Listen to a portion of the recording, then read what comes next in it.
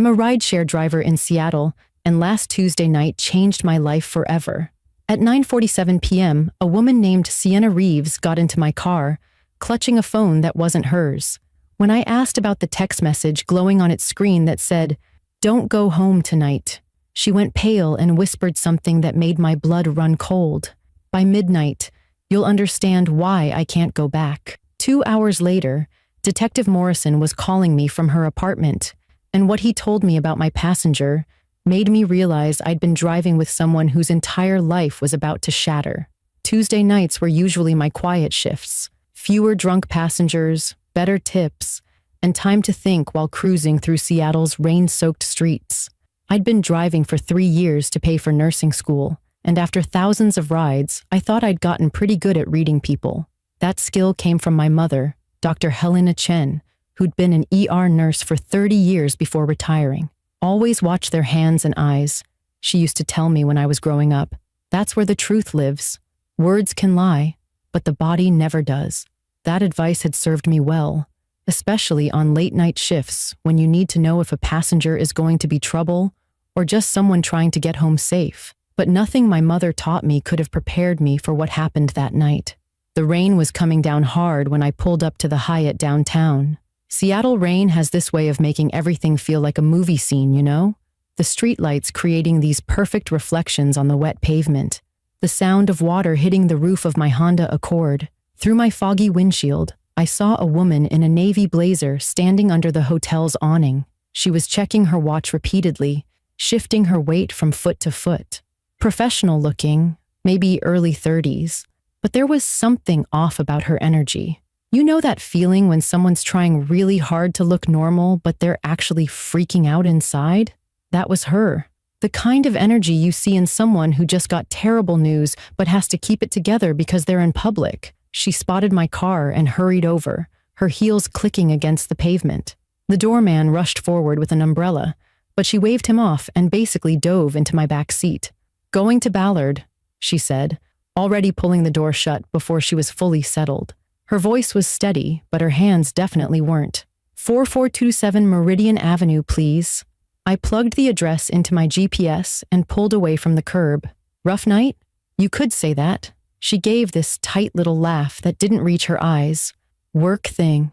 Now, after 3 years of driving nights, you learn when someone wants to talk and when they want silence. She was giving off major leave me alone vibes, so I just focused on driving. The rain was really coming down now, making these rivers along the edges of the road.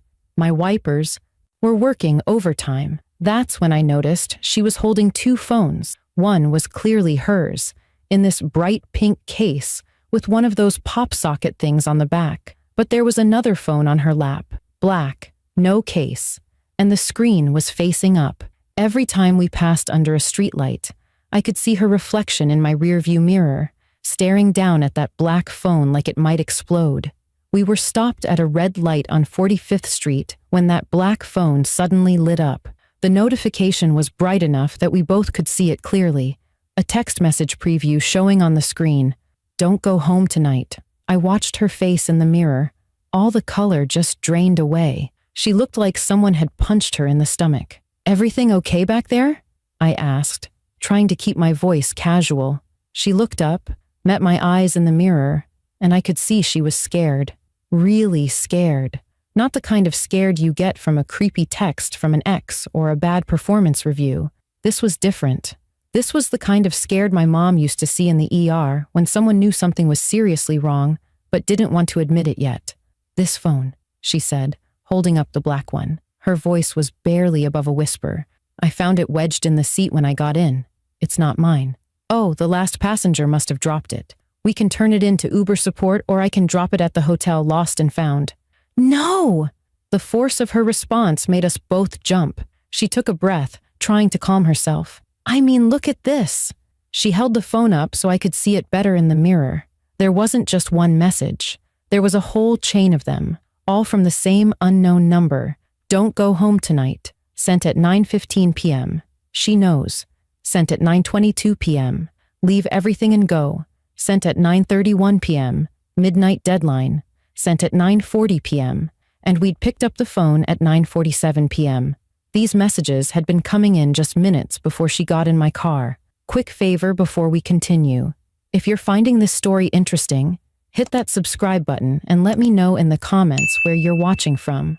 I love hearing from night shift workers especially. Now, my grandmother, Rose Takahashi, used to say that coincidences were just patterns we hadn't recognized yet. She raised me after my parents divorced when I was 10, and growing up in her house, I learned to pay attention to those patterns. She'd survived a lot in her life by trusting her instincts, and she taught me to do the same. And right now, every instinct I had was going haywire. This wasn't random. This wasn't some stranger's lost phone with weird messages. This was connected to the terrified woman in my back seat somehow. Those messages, Sienna said, and her voice was so quiet, I had to turn the music completely off to hear her. They could be for anyone who found this phone, right? Like maybe someone knew they were going to lose it and wanted to warn whoever picked it up? Maybe, I said, but we both knew that sounded ridiculous. She was quiet for a moment, staring out at the rain. Then she said something that made my skin crawl. My roommate, Vera Hoffman, she's been acting really strange lately. Like really strange. Asking weird questions about my work schedule, when I'll be home, when I leave. She installed new locks on her bedroom door last week. Deadbolts. Who puts deadbolts on an interior door? I pulled over at a Shell gas station. Something about this whole situation was making my inner alarm system go crazy, and I've learned to listen to that feeling. Look, I said, turning around to face her properly. Maybe we should call the police. This is getting weird. She laughed, but there was no humor in it. And say what? I found a phone with creepy messages? They'll think I'm paranoid. They'll think I'm crazy. Then she showed me her own phone, the pink one. The screen was full of missed call notifications.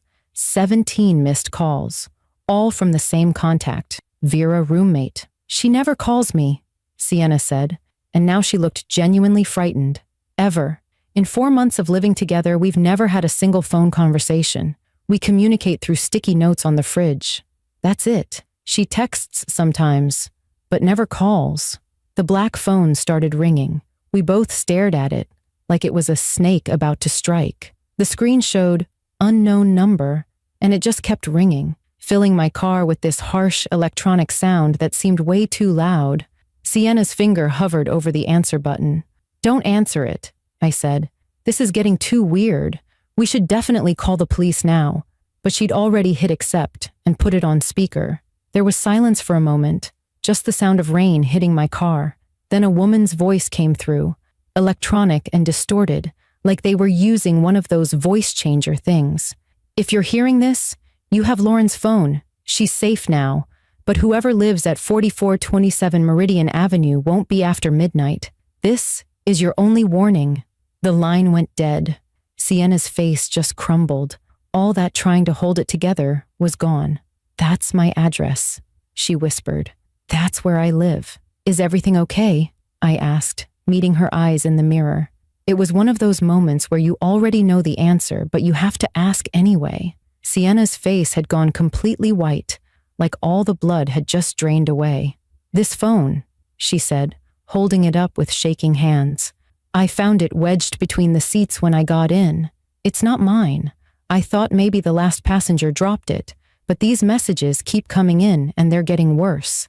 We should turn it in to the police station, I suggested, already knowing she was going to refuse. There was something about the way she was gripping that phone, like it was both a lifeline and a live grenade. No. The force of her response startled us both. She softened her voice, trying to regain control. I mean, look, at this. Just look at what it's saying. She held up the phone so I could see the screen better in the rearview mirror, and what I saw made my stomach drop. The message thread was longer than I'd initially realized. It wasn't just those 4 messages. Scrolling up, there were more, going back 3 days. She's watching you. Don't trust the roommate. Check your locks. She's not who she says she is. You're in danger. And then today's messages, getting more urgent, more desperate. Don't go home tonight. She knows. Leave everything and go. Midnight deadline. My grandmother, Rose Takahashi, used to say that coincidences were just patterns we hadn't recognized yet. Growing up in her house after my parents' divorce, I'd learned to trust those patterns, to pay attention when things felt wrong. She'd survived internment camps during World War II by trusting her instincts, and she made sure I knew how to trust mine. Right now, every instinct was screaming that this wasn't random. This woman finding this phone, these messages, the timing of it all. None of it was coincidence. Those messages, Sienna said quietly, her voice barely audible over the rain hammering against the windshield. They could be for anyone who found this phone, right? But my roommate, Vera Hoffman, she's been acting so strange lately. Not just quirky roommate strange, but genuinely concerning strange. She asks these really specific questions about my schedule. When exactly I leave for work, what time I get home, if I'm planning any trips. Last week, she installed new locks on her bedroom door. Deadbolts, multiple ones. Who puts 3 deadbolts on an interior bedroom door? I pulled over at a Shell gas station, the bright lights offering some sense of safety and normalcy in what was becoming an increasingly bizarre situation. How long has she been your roommate? 4 months. She answered my Craigslist ad when my previous roommate moved out. She seemed perfect at first. Great references, stable job, paid 3 months up front. But about a month ago, things started changing. I'd catch her going through my mail. She'd deny it, but I saw her. She started asking to borrow my clothes, but specifically my work clothes. Said we were the same size and she had some important meetings. Then I noticed she'd cut her hair exactly like mine. Dyed it the same color too. She pulled out her own phone, the pink one, and showed me her screen. 17 missed calls from Vera, all within the last hour. She never calls me. Ever. We've lived together for 4 months and we've never had a single phone conversation. We text sometimes, leave notes on the fridge, but she's never once called me. And now, 17 times while I'm out, the black phone buzzed with another message. This time, it was a photo. We both leaned in to look, and what we saw made my blood run cold. It was the inside of an apartment, clearly taken from a hidden position. Through a cracked bedroom door, we could see what looked like a desk covered in documents. The photo was grainy, but we could make out what appeared to be multiple driver's licenses spread across the surface. "Oh my God," Sienna breathed. "That's our apartment. That's Vera's room. I recognize that ugly lamp she bought." That's when the black phone rang. Unknown number. The sound filled my Honda like an alarm, harsh and demanding. Sienna's finger hovered over the answer button, and I could see her internal struggle. Answer and potentially learn more, or ignore it and stay in the dark. "Don't," I said, but she'd already accepted the call and put it on speaker.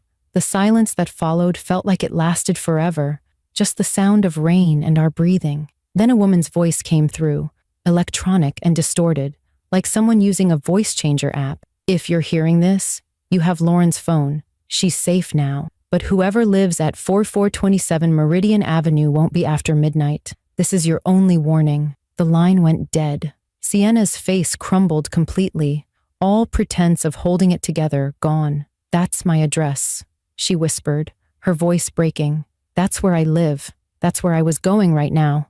I made a decision that my brother Marcus, a lawyer who always played everything by the book, would definitely call reckless. But sometimes you have to trust your gut. And my gut was telling me this woman needed help now, not after filing a police report that might take hours to process. "Get in the front seat," I said, putting the car in park. "We're not taking you home. Not until we figure out what's going on." As Sienna climbed over the console, her hands still shaking, I pulled out my phone and scrolled to a contact I rarely called, but always knew I could count on. My uncle, Captain James Takahashi, had been with Seattle PD for 22 years. He'd seen everything this city had to offer, from the mundane to the absolutely bizarre. If anyone would take this seriously without making us feel crazy, it would be Uncle Jimmy. He picked up on the second ring, his voice warm but tired. "Alex, everything okay? It's pretty late for you to be calling. Uncle Jimmy, I need you to listen carefully and not ask questions until I'm done," I said, watching Sienna settle into the passenger seat. She was already on her phone, fingers flying across the screen as she searched for something. I've got a passenger who found a phone with warnings not to go home. The address they're warning about is her apartment. There are messages about someone named Lauren, and the roommate situation sounds dangerous.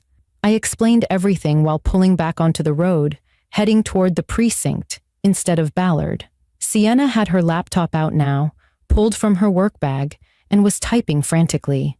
The glow from her screen lit up her face, showing a determination that hadn't been there before. Fear was turning into action. Alex, Uncle Jimmy's voice had changed completely, shifting from concerned uncle to serious cop. Did you say Lauren?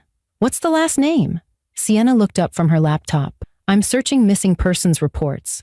There's a Lauren Mitchell, reported missing 3 days ago. She worked at a tech firm in Ballard. Her voice caught. Last seen leaving 4427 Meridian Avenue. That's my building. There was silence on the other end of the phone for a moment. Then Uncle Jimmy spoke quickly and clearly. Lauren Mitchell interviewed for a room rental at that address last week. The landlord confirmed she toured the apartment, but said she decided to take a different place. Alex, both of you need to come to the station immediately. I'm sending units to that address now. But Sienna was already deep into something on her screen, her fingers flying across the keyboard. I'm a data analyst, she said, not looking up from her work. It's what I do for a living, finding patterns in information. And Vera Hoffman doesn't exist before 6 months ago. No social media history, no credit history, no employment records that I can verify. The references she gave me for the apartment were all disconnected numbers when I tried to call them just now. She turned her laptop toward me at a red light, showing me what she'd found. But here's what's really scary. I found 3 other women who answered my Craigslist ad for that room in the past year. Before Vera, I had trouble keeping roommates. They'd stay for a month or 2, then suddenly leave. I thought it was just bad luck, maybe something about me that was difficult to live with. But look at this. The screen showed a series of missing persons reports. 3 women, all in their early 30s, all similar height and build to Sienna, all with dark hair. All had gone missing within 2 months of responding to rental ads in the Ballard area. The black phone buzzed again. Another photo came through, clearer this time. It showed the inside of Vera's room, taken from a different angle. The driver's licenses on the desk were clearly visible now, 4 of them, all different names. But the face was the same on each one. It was Vera's face, but with different hairstyles, different names. Diana Walsh, Rebecca Turner, Nicole Martinez, Vera Hoffman. She's collecting identities. Sienna breathed, her voice barely a whisper. She finds women who look like her, becomes their roommate, studies everything about them, and then she takes over their lives. My phone rang again. Uncle Jimmy. We're at the apartment. No one's here, but we found evidence of someone packing in a hurry. There's hair dye in the bathroom, multiple wigs, and a printer set up for making fake documents. Your passenger needs to stay away from here. We also found something else in the second bedroom, the one that should be Sienna's room. What did you find? I asked, though I was afraid to hear the answer. Surveillance equipment, cameras hidden in everyday objects. She's been watching your passenger's every move, recording her voice, her mannerisms, studying how to become her. There's notebooks full of observations. What time she showers, how she takes her coffee, her phone passwords, even notes about how she walks and gestures when she talks. Sienna had gone very still beside me. When she spoke, her voice was steady but cold. She was planning to replace me. That's why she cut her hair like mine, why she wanted to borrow my work clothes. She wasn't just going to steal my identity. She was going to become me. I looked at the clock on my dashboard. 11:15 p.m. We had 45 minutes until midnight, until whatever deadline that warning was about. Uncle Jimmy, we're coming to the station now, 10 minutes out. Good. I've got Detective Morrison here. He's worked identity theft cases like this before, though nothing quite this elaborate. Stay on main roads, stay in populated areas, and Alex, good instincts calling me. Your passenger is lucky she found that phone. Lucky she found you. As we drove through the Seattle streets, rain still pounding against the windshield, Sienna finally spoke again. You know what the scariest part is? I complained about Vera to my coworkers, told them she was getting weird, copying me, asking strange questions, Everyone just said I was being paranoid, that roommates sometimes pick up each other's habits. They made me feel like I was overreacting. At exactly 11:55 p.m., my phone rang. The name on the screen made my heart skip. Detective Morrison. He was one of Uncle Jimmy's most trusted colleagues, someone who'd worked identity theft and fraud cases for 15 years. But the timing of this call, 5 minutes before midnight, 5 minutes before whatever deadline we'd been warned about, sent chills down my spine. Alex, I need you to listen very carefully. Detective Morrison's voice was controlled but urgent. Whatever you do, keep Sienna exactly where she is. Do not come to the station. Do not move from your current location. What? Why? Uncle Jimmy said to come straight here. I glanced at Sienna, who was staring at me with growing alarm. I'd pulled into a Safeway parking lot to take the call, and the bright lights of the 24-hour store provided some comfort. But Morrison's tone was destroying any sense of safety we'd built. The woman calling herself Vera Hoffman is actually Diana Walsh. She's wanted in 3 states for identity theft, fraud, and worse. Much worse. He paused, and I could hear papers rustling, urgent voices in the background. But that's not why I'm calling. Alex, I need you to stay calm when I tell you this. We just found the real Sienna Reeves. She's been dead for 2 days. The words hit me like a physical blow. I looked at the woman next to me, the woman I'd been trying to protect, the woman who'd shown such genuine fear and vulnerability.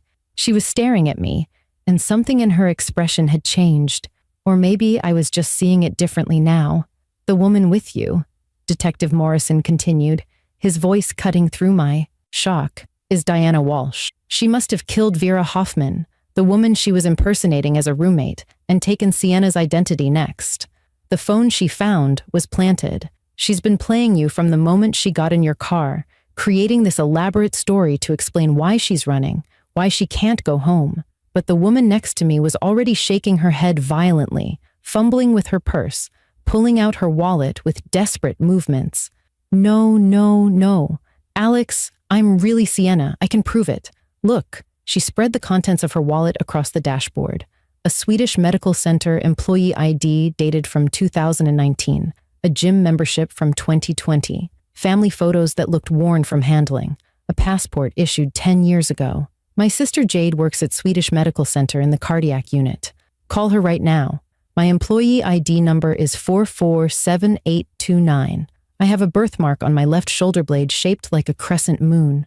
I broke my wrist when I was 12, and you can still see the scar. She was pulling up her sleeve, showing me a faint line across her left wrist, then pulling out her phone, FaceTiming someone. A woman answered immediately, her face worried. Sienna, oh my God, I've been trying to reach you.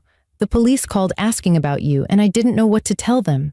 Jade, please tell this man who I am. Tell him I'm your sister. Tell him about my birthmark. About when I broke my wrist at your 13th birthday party. The woman on the screen looked confused, but responded immediately. You're my sister Sienna, of course. You fell off the trampoline at my party trying to do a backflip. Mom was so mad. What's going on? Why are the police asking about you?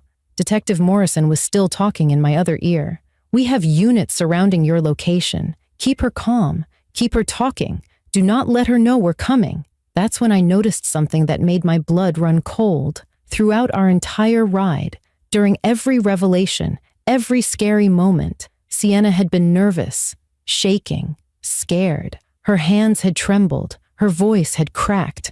She'd shown every sign of genuine fear. But now, facing an accusation of being a killer, she was oddly calm. Her hands were steady. Her voice was clear.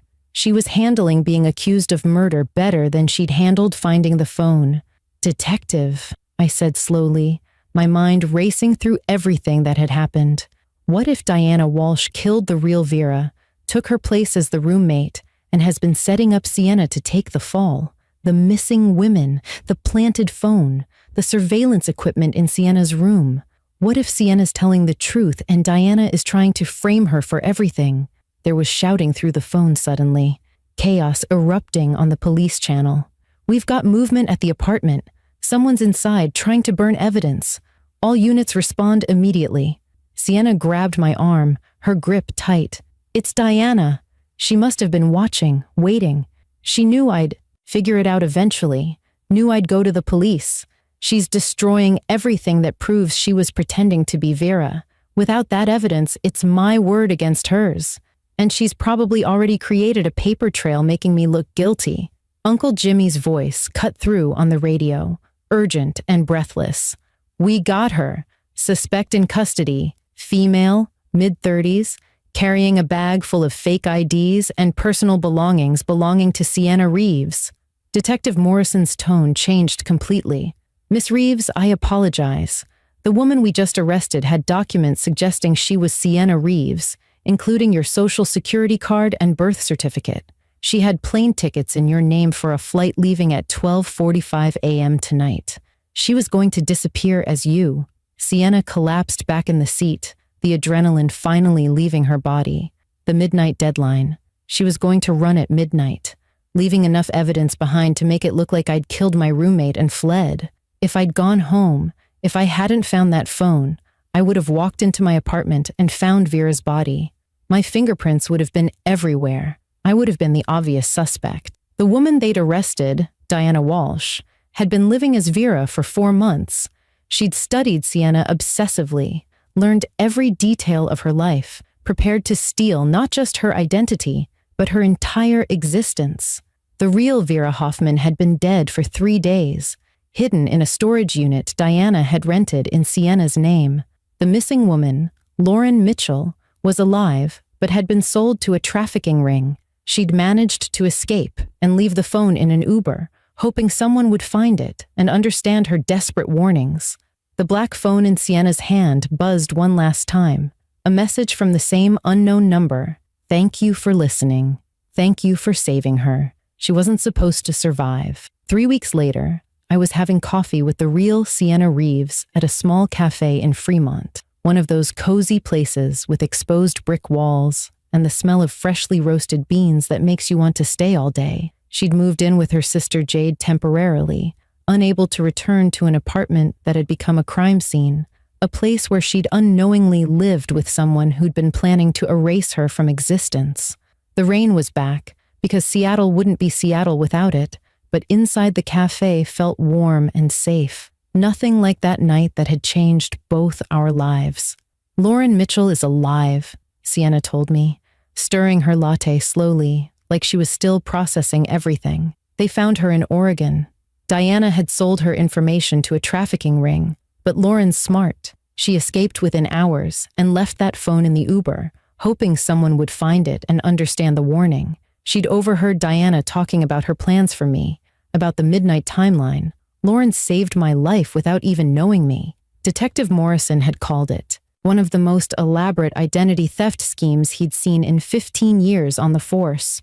Diana Walsh would find women who looked similar to her, become their roommate, study them for months, then eliminate them and seamlessly step into their lives. She'd done it successfully 3 times before Seattle. 3 women who were now just missing persons cases in other states, their families never knowing that the person who'd comforted them at vigils, who'd helped search for their loved ones, was actually their killer wearing their daughter's face. You know what haunts me? Sienna said, looking up from her coffee. I complained about Vera being weird to my coworkers for months. I told them about the hair, the clothes, the questions. Everyone just said I was being paranoid about having a new roommate, that I was overthinking things. My manager actually told me I should be flattered that she admired my style. If people had taken me seriously, maybe we could have figured it out sooner. My mother, Helena, had insisted on joining us for coffee after hearing the full story. She'd driven up from Tacoma just to meet Sienna, to see for herself that this young woman was okay. Trust your instincts, she said, reaching across the table to squeeze Sienna's hand with that maternal warmth that made everyone feel better. They're your first warning system. The body knows danger before the mind can explain it. The really twisted part, Sienna continued, is that Diana had already started introducing herself as me at places I'd never been. She'd gone to networking events with my business cards, connected with people on LinkedIn as me, even went on a date with someone from a dating app using my photos. She was building a whole parallel life, ready to step into it the moment I was gone. The forensics team had found journals in Diana's real apartment, a place she'd rented under another stolen identity. Pages and pages of observations about Sienna, notes that went beyond creepy into genuinely terrifying. She'd documented how Sienna held her coffee cup, which hand she used to brush hair behind her ear, the exact way she laughed at different types of jokes. There were voice recordings of Sienna on work calls, practiced repeatedly until Diana could match her tone perfectly. She'd even noted which grocery store Sienna shopped at, what brands she bought, what she ordered at restaurants. The trial starts next month, Sienna said. They're charging her with 3 murders, 4 counts of identity theft, and multiple counts of fraud. Diana's real name isn't even Diana Walsh. That was just another stolen identity. They still don't know who she really is. 20 years of fake names, and somewhere under all of that is a person who decided that instead of building her own life, she'd just take other people's. As I drove home that afternoon, thinking about everything that had happened, I couldn't help but reflect on all the passengers I'd carried over 3 years. How many were running from something? How many were running toward danger without knowing it? That black phone now sat in evidence lockup, but its message had saved a life, maybe several lives when you think about Diana's future victims who were spared. Sienna texts me sometimes with updates. She's in therapy, working through the trauma of knowing someone had been planning to erase her existence while making her morning coffee and asking about her day. She found a new apartment with extensive security, cameras she controls, locks she installed herself. Last week, she sent me a message that made me smile. Took an Uber today, checked the seats first, found someone's AirPods, turned them in immediately. Driver looked at me like I was crazy for checking so thoroughly. We both learned that night that danger doesn't always announce itself with obvious threats or broken windows or threatening letters. Sometimes it makes you coffee in the morning, splits utilities fairly, and waters your plants when you're out of town. Sometimes it asks to borrow your favorite sweater and returns it cleaned and folded. The real terror is in discovering that the person you've shared space with for months has been measuring you for a life they plan to steal, studying you like you're not a person, but just a character they're preparing to play. But we also learned that sometimes a stranger's kindness can save your life. A woman named Lauren, fighting for her own survival, still thought to warn others. An Uber driver who could have just dropped off a passenger and moved on chose to get involved. A police captain who took a weird story seriously instead of dismissing it. These connections between strangers, these moments when we choose to help instead of looking away, they matter more than we realize. If you've made it this far in the story, hit that subscribe button because I share real experiences from my night shifts every week, and drop a comment letting me know where you're watching from, especially if you're a night shift worker yourself. The rain still falls hard on Tuesday nights in Seattle. I still drive those shifts, though I'll admit I'm a lot more observant now. I keep Uncle Jimmy on speed dial, and I pay attention when passengers seem scared, because sometimes they have every reason to be, and sometimes the difference between becoming a headline and becoming a survivor is just one person choosing to listen, choosing to care, choosing to act. That night taught me that we're all just one kind stranger away from rescue or ruin, and I've decided I'd rather be the rescue.